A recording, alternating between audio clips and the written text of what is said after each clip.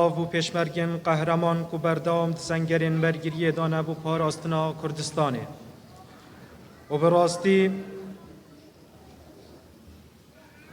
براستی جی اگر خو گوری کرن و قربانی دان آوان نبا ام ابرو لویره آماده ندبون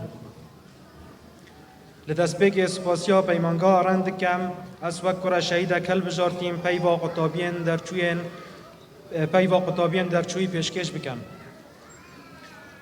براستی جیان گلک یا بزحمت بو من چونکی از زاروک بو موجیه من بتنه ایک سال بودم بابه من شهید بوی و برف کاروان شهید آور چوی لی دیکا من از بیبار نکرم جدلوانیا بابه و دیکه به هر دوران بو من دگیرا و بردامی دا جیان آمد وان کودان نخوش و بیبا بینیه دا بوزانین آمده بویان دیکا من جنرال من الویره آماده یا بو من جیشان آزیه و او لید آهنگا در چون آمن آماده بوی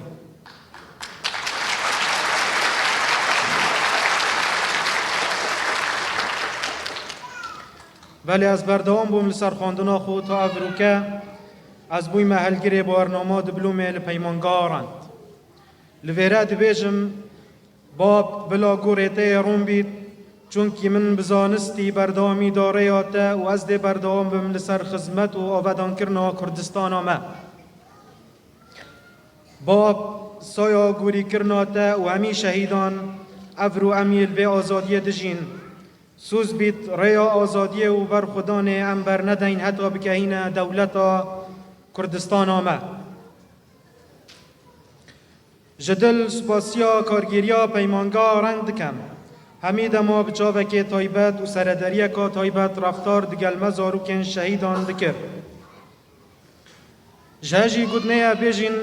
خدمت و شینتبلن ما مستاین ما هر یال برچاوت ما و چجارا برزنابید کاچوان خدمت بو قطابین بری ما هاتیه کرن و هر وصا اف خدمت بو مجی هاته کرن و انشاءالله دهاتی دا ده بو قطابین پشتی مجی دهتا کرن هر سرکفتی بن کارگیریا پیمانگاه رند دکاروان خوی زانست و زانینه دا هجایان هین همی گلک بخیر هاتن سرچوان بجید کردستان هر برز و بلند بید آلای ما کردان